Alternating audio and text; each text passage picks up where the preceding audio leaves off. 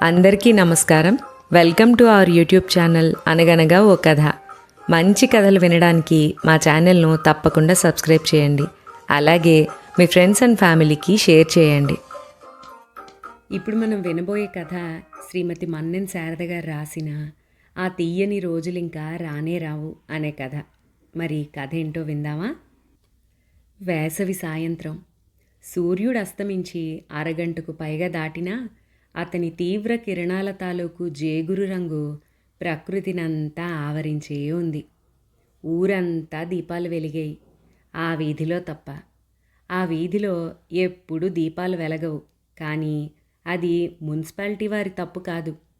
వాళ్ళెప్పుడు తిరిగి బల్బులు వేసినా రాత్రిపూట ఆ వీధిలోకి జరబడే రసిక శిఖామణులు పిల్లల చేతిలో 10 పైసలు పెట్టి వాటిని మర్నాటికి అడ్రస్ లేకుండా చేస్తారు. పగలు ఆ వీధిలో నడిస్తే పరువు పోతుందనుకునే చాలామంది చీకటి పడగానే ఆ వీధిలోకి రావడానికి తహతహలాడిపోతారు. దీపాలు లేనందువల్ల ఆ వీధికొచ్చిన నష్టం ఏమీ లేదు. 1000 వాట్స్ బల్బుల్లాంటి అమ్మాయిలు తమ వంపు సొంపుల్ని చూపిస్తూ గుమ్మాలకి చేరబడి ఆ వీధిని పట్టపగలు చేసేస్తారు. చీకటి పడుతూ ఉండగా చైతన్యాన్ని నింపుకునే ఆ వీధిలోకి రంగరాజు మల్లెపూల బండి ప్రవేశించింది.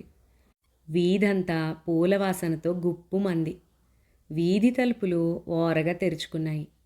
రకరకాల వయసుల్లో ఉన్న అమ్మాయిలు ఒంటిమీద ఉండలేనట్టు జారిపోతున్న ఓణీల్ని సరిచేస్తున్నట్లు నటిస్తూ చేత పళ్ళేలు పుచ్చుకుని గంగరాజు బండి మీదకి ఎగబడ్డారు. రంగరాజు డబ్బాల్లోని నీళ్లు పూల మీద జల్లి బంగారంలా తూస్తున్నాడు మల్లెపూలని. రంగరాజు మాకి ఆశ జాస్తి పెరిగిపోయింది. పూల మీద నీళ్లు దిమ్మరించేస్తున్నాడు, బరువెక్కిపోవాలని అంది ఓ కొంటె కోణంగి. రంగరాజు వంక చూసి ఓరగా నవ్వుతూ. రంగరాజు ఆ అమ్మాయి వైపు చూసి నవ్వి, నీకు మాత్రం డబ్బంటే ఆశ లేదంటే నిరుడు గౌన్లు తొడుక్కునేదానివి. ఈ ఏడు జామ్ అంటూ పెరిగిపోయి సీరలు కట్టి బిజినెస్లోకి డైరెక్ట్గా దిగిపోయావు అన్నాడు చమత్కారంగా. రంగరాజుకు దగ్గరగా 60 ఏళ్లుంటాయి. ఆ వీధిలో వాళ్ల అమ్మలకి అమ్మమ్మలకు కూడా అతనే పూలమ్మేవాడు. ఆ వీధి పట్ల అతనికి ఒక వాత్సల్యం, అనుబంధము ఉన్నాయి. దూరంగా ఉండి అందరూ అసహ్యించుకునే ఆ వీధి పట్ల అతనికి జాలి, సానుభూతి ఉన్నాయి. రంగరాజు మాటకి ఆ పిల్ల 1000 వంకర్లు తిరిగి నవ్వింది. ఎదటివాడి పర్సునే తప్ప వయస్సుని గమనించకూడదనే తమ వృత్తి ధర్మాన్ని చిన్న వయసులోనే జీర్ణించుకున్న ఆ పిల్లని చూసి మొదట కాస్త నివ్వెరపోయినా, నీ సిగదరగా నాది వ్యాపారమేనా, మీ నవ్వులకే పువ్వులు రాలగలవు అని పూలబండిని ముందుకు తోశాడు రంగరాజు. పిల్లలంతా గలగలా నవ్వారు. వీధంతా కళకళలాడింది. ఎదురుగా అరుగుమీద కిన్నెరసాని విడివడిన తన జుట్టుని ముడి చుట్టుకుంటూ నవ్వుతున్న అమ్మాయిల వైపు చూసింది. రకరకాల తయారుల్లో ప్రపంచంలో ఆనందం అంతా తమ స్వంతమే అన్నట్లు చేప పిల్లల్లాగా తుళ్ళి తుళ్ళి పడుతున్నారు వాళ్ళు. మనసుకి 10 రెట్లు వయసెదిగిన అమాయకులు. డబ్బు మదంతో రకరకాల రుచుల కోసం వేటాడే విటులకి ఆహారం అవుతోన్న బలిపశువులు. కిన్నెర వాళ్ల వైపు జాలిగా చూస్తోంది. రంగరాజు అరుగుమీద ఆలోచనలతో కూర్చున్న కిన్నెర వైపు చూశాడు. ఏమ్మా కిన్నెరసానమ్మా, నీకు పూలొద్దా అంటూ పరామర్శించాడు. కిన్నెర అతని వైపు చూసి వద్దు అన్నట్లు తల అడ్డంగా ఊపింది. అక్కకి పూలెందుకు, అదొక దండగా, అక్కకిప్పుడు బేరాలు లేవు అంటూ వెటకారంగా నవ్వింది ఒక పిల్ల. రంగరాజు ఆ అమ్మాయి వైపు సీరియస్గా చూసి, కిన్నెరసానమ్మ కిలకిలా నవ్వితే మీరంతా ఊరు ఖాళీ చేసిపోవాల్సిందే, ఆ అమ్మ ఊ అనకనే మీకు గిరాకీలు అన్నాడు. నువ్వెన్ని చెప్పి ఏం లాభం రంగరాజు, ఇప్పటికైనా ఊ అంటే ఒళ్ళంతా బంగారం తొడుగు చేయిస్తానని పెదకాపు గారు రోజు కబురెడుతున్నారు. ఏం చెప్పినా ఉలకదు పలకదు. ఆ సచ్చినోడు మా గడప ఏ నిమిషంలో తొక్కాడో గాని ఎందుకు కాకుండా పోయింది. సంసారులు సాన్లైనా పర్లేదు కానీ సాన్లు సంసారులైతే ఎందుకు కాకుండా పోతారు. ముందు కాలం ముచ్చట్లు తలుచుకుని ఎల్లకాలం ఉండిపోయే సత్యకాలపు మనుషులున్నారా ఈ కలికాలంలో? అంది పారిజాతం ఏడుపు గొంతుతో. పారిజాతం కిన్నెరసానికి పిన్నమ్మవుతుంది. రంగరాజు కిన్నెర వైపు చూశాడు. కిన్నెర పిన్నమ్మ మాటలు వినపడనట్లుగా కూర్చుంది నిర్లిప్తంగా. ఎవరి వృత్తిధర్మం వాళ్లది తల్లి. ఈ ఈదులోకొచ్చిన వాడికి భోగం కావాలి. నువ్వు మనసిస్తానంటే ఇచ్చుకునేవాడెవ్వడూ ఉండడు. వయసు అయిపోతే మీ ముఖాలు చూసేవాళ్ళు ఉండరు. మీ పిన్నమ్మ మాటని పెదకాపుకి కబురెట్టు. ఆ రాజుగాడి ఊసు మరిసిపో అన్నాడు. కిన్నెర తలదించుకుంది. పిచ్చి తల్లి, సంవత్సరన్నర ఆడు తాడు కట్టిన మొగుళ్ళా ఉండిపోతే అదంతా తన మీద ప్రేమేననుకుంది. ఆడు శుభ్రంగా నిన్ను మర్చిపోయి పెళ్ళాంతో కులుకుతున్నాడు. నీకెందుకు తల్లి బెమలు? ఈరోజు నేను పూలు ఊరికే ఇచ్చెళ్తాను. అవి ఎట్టుకుని నువ్వు నవ్వేవంటే ఈది పెట్రోమాక్స్ దీపాలెట్టినట్టు ఎలిగిపోద్ది అంటూ రంగరాజు పూలు తూచి అరుగు మీద పోశాడు. పారిజాతం ఆశగా కిన్నెర వైపు చూసింది. రంగరాజు వెళ్ళిపోయాడు. నల్లని మొహం మీద అద్దిన పౌడర్లాగా వెలుగు పూర్తిగా అంతరించిపోయింది. కిన్నెర తల విదిలించి పిన్నమ్మ వైపు చూసి పూలు కట్టు అంటూ పైకి లేచింది. పారిజాతం ప్రాతకాలం పూచిన పువ్వులాగా విప్పారింది. మల్లెపూలని కొంగులోకి ఎత్తుకుంటూ పెదకాపుకి కబురెట్టనా అంది ఆతృతగా. కిన్నెరసాని అవుననలేదు, కాదననూ లేదు. ఆ మౌనాన్నే అంగీకారంగా తీసుకుని సంబరపడిపోయింది ముసలి పారిజాతం. చాలా రోజుల తర్వాత కిన్నెరసాని తన పొడవైన జుట్టు జడగా అల్లింది. ఆ జడలో పారిజాతం తాను అల్లిన మల్లెపూలని పెట్టింది. నుదుట బొట్టుతో, వాలు కళ్ళకి దిద్దిన కాటుక రేఖలతో కిన్నెర ఇది వరకులా గలగలా పరిగెత్తే సెలయేరులాగా లేదు కానీ ఆటుపోటులని అధిగమించి పారే గంభీర వాహినిలా ఉంది. అందమైన వాళ్ళు ఏడ్చినా అందమే అనిపిస్తుంది ఆమెను చూస్తే. నువ్వు నవ్వేవంటే చీకటి అడేసరికి ఇంటి ముందు క్యూ ఉంటుంది. నువ్వు ఊ అనక నడుంలేంది నడ్డిలేంది చలామణైపోతున్నారు. రేపటి నుంచి రాత్రి నుండి తెల్లారే వరకు బేరాలు లేక స్తంభాలు అట్టుకుని ఎలాడాల్సిందే అంటూ వీధి జనాన్ని తిట్టిపోసింది పారిజాతం అక్కసుగా. అప్పుడే తలుపు చప్పుడైంది. పెదకాపుగారు అనుకుంటాను, తలుపు తీయి, కాస్త నవ్వుతూ హెచ్చరిగ్గా ఉండు అంటూ కిన్నెరసానిని హెచ్చరించి లోపల నడవాలోకెళ్ళి తలుపేసుకుంది పారిజాతం. కిన్నెర అలాగే స్తంభించిపోయినట్లు నిలబడిపోయింది కాసేపు. మళ్ళీ తలుపు టకటక. ఆమె స్పృహ తెచ్చుకున్నట్లయి మెల్లిగా తలుపు దగ్గరికి నడిచింది. గడియ తీస్తుంటే ఆమె చేతులు చిత్రంగా వణికాయి. తలుపులు తెరుచుకున్నాయి. ఆమె తల దించుకునే రండి అంది. బావున్నావా? అతను లోపలికి అడుగు పెడుతూ అన్న మాటకు ఆమె ఉలిక్కిపడి తలెత్తి చూసింది. ఎదురుగా రాజు. తన చేత ముద్దుగా రాజు అని పిలవబడే రాజశేఖరం. కోపం, అసహ్యం, ప్రేమ, బాధ, ఆవేశం ఆమె హృదయంలో అప్పటికప్పుడు పుట్టి వెల్లువై ఒకదానితో మరొకటి పోటీ పడుతూ ఆమెను ముంచెత్తాయి ఆ క్షణం. మరుక్షణం అవన్నీ కలిసి అశ్రురూపం దాల్చి ఆమె కళ్ళ నుంచి అశ్రువులుగా జలజలా రాలిపడటం ప్రారంభించాయి. అతను లాలనగా నవ్వి ఆమెను కౌగిలించుకోవడానికి ప్రయత్నిస్తూ, నేనొచ్చేశానుగా, ఆ రాక్షసి ఈసారి కూడా నన్ను మోసం చేసింది. దానికి నా ఆస్తి మీదే ప్రేమ. అందుకని ఆస్తిచ్చి దాన్ని వదిలించుకున్నాను. ఇంక నా జీవితం నీతోనే, నిన్ను వదిలి వెళ్ళను అన్నాడు ఆవేశంగా. ఆమె ఏమీ మాట్లాడలేదు. ఆమె కనుల నుండి నీళ్లు వర్షాకాలపు వాగుల్లాగా ప్రవహిస్తూనే ఉన్నాయి. చాలా కాలం తర్వాత తనని చూడటం వల్లనే ఆమె పరితపిస్తోందని అతను భావించాడు. సుదీర్ఘ గ్రీష్మతాపానంతరం ఫెళఫెళలాడే ఆకాశంలా ఆమె హృదయంలో యుద్ధం జరుగుతోందనే ఆలోచన అతనికి కలగలేదు. తన రాకతో, తన ప్రేమతో, తన స్పర్శతో ఆమె గాలితో రాజీపడిన మబ్బవుతుందని అతని భావన. అతడు ఆమెను ఆర్తిగా కౌగిలించుకుని ఆమె కళ్ళు తుడిచాడు. ఇంకెప్పుడు వదిలి వెళ్ళనని చెవిలో గుసగుసలాడాడు. ఆమె అతన్ని ప్రతిఘటించలేదు. ఉక్రోషంగా తిట్టనూ లేదు. ఏడిచి రచ్చ చెయ్యలేదు. ఆ రాత్రంతా అతను కబుర్లు చెబుతూనే ఉన్నాడు. ఆమె వింటోందో లేదో కూడా అతను గమనించడం లేదు. ఆమె మాత్రం వెనక్కి 4 సంవత్సరాల వెనక్కి వెళ్ళిపోయింది. కిన్నెరసాని, ఆ వీధికి దీపం, అందానికి ప్రతిరూపం, పారిజాతానికి పెంపుడు కూతురు. ఆమె కోసం, ఆమె పొందు కోసం పారిజాతానికి ఎన్నెన్నో కబుర్లు, ఎన్నెన్నో కానుకలు. తన పెంపుడు కూతురు నట్టిల్లంతా బంగారం చేసేస్తుందని గర్వపడిపోయింది పారిజాతం. కిన్నెర తమకి పోటీ అయిపోయిందని వీధిలో చాలామంది అమ్మాయిలు ఉడుక్కున్నారు అసూయతో.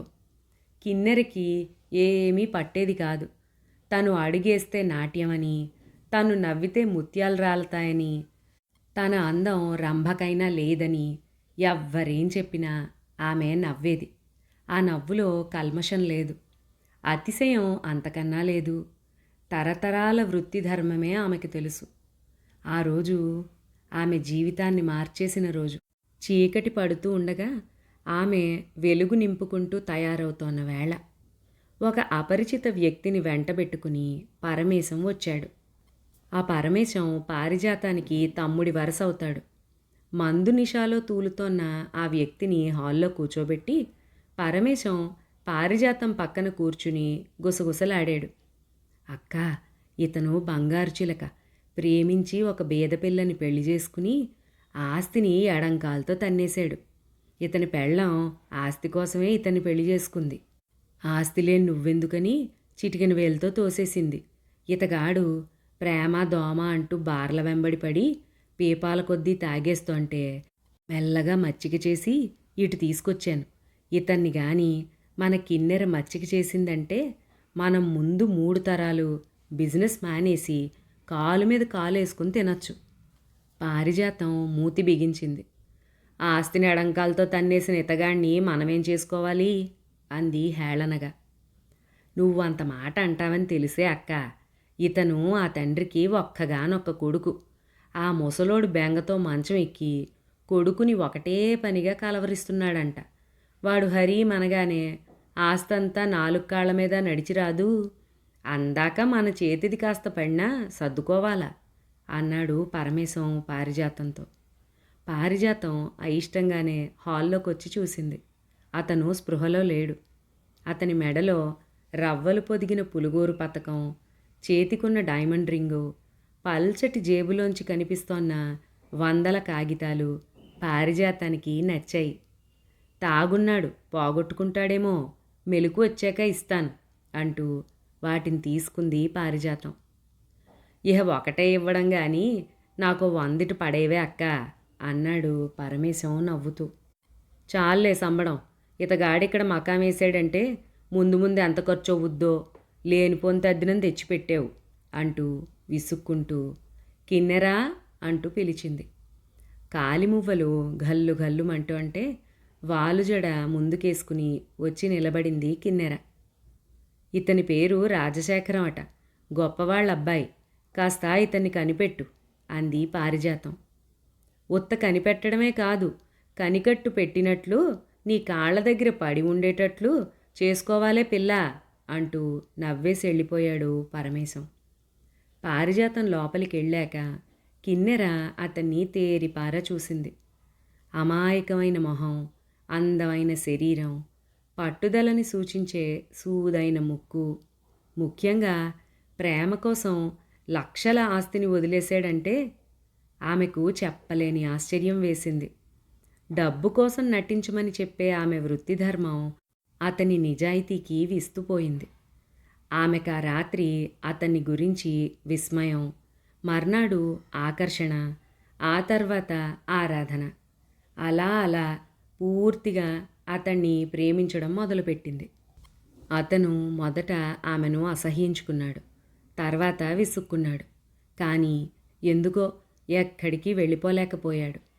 ఆమె అతని పట్ల చూపిస్తున్న ఓర్పుకి, తన కోసం వృత్తి ధర్మాన్నే త్యజించిన త్యాగానికి అతనికి కొన్నాళ్ళు ఓ రకమైన అపనమ్మకం, ఆ తర్వాత విస్మయం, అందులోంచి అమృతంలాగా ప్రేమ ఉద్భవించాయి. అతనికి కిన్నెర ఒక లోకం అయిపోయింది. కిన్నెరకి అతను సర్వస్వమయ్యాడు. పారిజాతం విసుక్కున్నా ఆమె వినలేదు. వేశ్యావృత్తి నుంచి విడివడి ఆమె అతనికి తాళి కట్టించుకొని భార్య అయ్యింది. ఆమె లోకం ఆమెని హేళన చేసింది. సంపాదించిన డబ్బంతా అతని కోసం ఖర్చు పెట్టింది.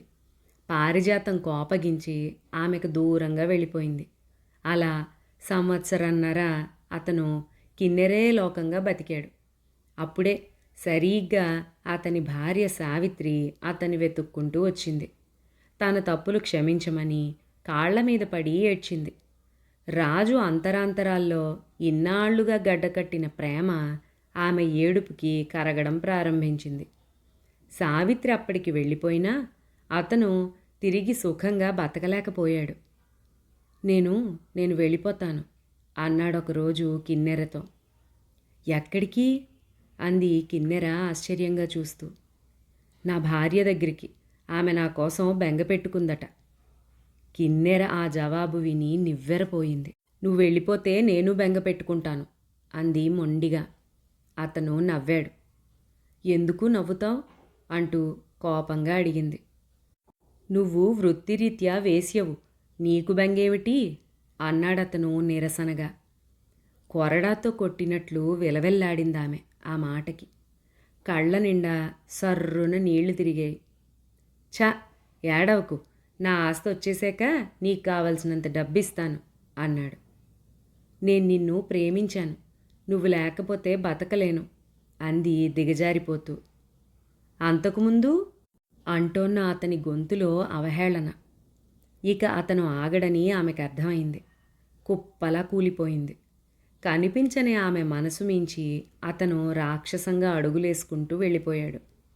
పిల్లి పులిలా బతికితే లోకం హర్షిస్తుందేమో కానీ పులి పిల్లిలా జీవిస్తే రాళ్లేసి తరుముతుంది. వృత్తిధర్మం విడనాడి కిరాయికొచ్చిన ఓ మగాడి మీద ఆశలు పెంచుకుని సంసార స్త్రీ అవతారం ఎత్తినందుకు గాను ఆమె ఆ వీధికంతా విరోధయ్యింది. బెంగతో శుష్కించి మంచమెక్కిన కిన్నెరను చూసి గుండెలు బాదుకుంటూ తిరిగొచ్చింది పారిజాతం. ఆ రోజు నుండి పారిజాతం కిన్నెరని జాగ్రత్తగా కనిపెట్టుకుని తిరిగి మామూలు కిన్నెరసానిగా బతకమని పోరుతూనే ఉంది. తిరిగి ఇన్నాళ్లకి ఆమె మొండిగా పాత జీవితాన్ని ప్రారంభించబోతే అతను ఆమె జీవితంలోకి అకస్మాత్తుగా పునఃప్రవేశం చేశాడు. ఆమె తెల్లవార్లు ఆలోచిస్తూనే ఉంది. దాని నిజరూపం తెలిసింది. నాకు ఆస్తి రాబోతోందని తెలిసి ముందుగా జాగ్రత్తపడి వగలుపోయింది. దానికి నా మీద ప్రేమ లేదు. ఇంకెప్పుడు నిన్నొదిలిపోను, ఐ లవ్ యూ అంటూ తమకంగా ఆమెను చుట్టుకుపోతూ చెప్పాడు. తూర్పు తెల్లబడుతోంది. పక్షులు సందడి చేస్తోంటే కిన్నెర మెల్లిగా అతన్ని విడిపించుకుని లేచింది. లేవండి. ఇప్పుడే ఎందుకు? అతను ఆమె కొంగు పట్టుకుని లాగాడు. కిన్నెర సున్నితంగా కొంగు వదిలించుకుని అతని చొక్కా అతనికి అందిస్తూ, పగటిపూట విటుల్ని ఉంచటం మా వృత్తిధర్మం కాదు అంది. రాజు కొరడాతో కొట్టినట్లు ఉలిక్కిపడి లేచి కిన్నెరా అన్నాడు. అవును రాజు, మళ్ళీ మరో జన్మంటూ ఉంటే నిన్ను భార్యగా పొందుతానమ్మీ అని చెప్పడానికి నువ్వు దేవదాసువి కావచ్చు, నేను చంద్రముఖిని కాదు. మా వృత్తికి మనసు ఎంత అడ్డమో నాకు తెలిసింది. రాత్రిక్కడ ఉన్నందుకు 100 రూపాయలు అక్కడ పెట్టి వెళ్ళు అందామె కర్కశంగా. అతను కాసేపు నిశ్చేష్టుడైనట్లుగా చూసి, నన్ను క్షమించలేవా అన్నాడు దీనంగా. ఆమె నిరసనగా నవ్వింది. క్షమాపణ ఒక చిన్న మాటతో గుండెకి పెట్టిన ఘాట్లు మానవరాజు. మన జీవితానికి గతం గతమే. తిరిగి ఆ తీయని రోజులింక రావు, రాబోవు అంది. అతను తలదించుకుని 100 రూపాయలు మంచం మీద పెట్టి వెళ్ళిపోతుంటే అతను కనిపించే వరకు ఆమె చూస్తూనే నిలబడింది. రెప్ప వెయ్యకుండా చూడటం వల్లనో గుండె కలుక్కుమండం వల్లనో ఆమె కంట్లో తిరిగిన నీళ్లు చెంప మీదికి ఒకే ఒక బిందువుగా జారి ఆవిరయ్యింది. ఈ కథ గురించిన మీ అభిప్రాయాన్ని కామెంట్స్లో తప్పకుండా షేర్ చేయండి. అలాగే మొదటిసారి చూస్తున్న వాళ్ళు ఎవరైనా ఉంటే మంచి కథలు వినడం కోసం తప్పకుండా మన ఛానల్ని సబ్స్క్రైబ్ చేయండి. మరొక మంచి కథలో మళ్ళీ కలుసుకుందాం. అంతవరకు సెలవు.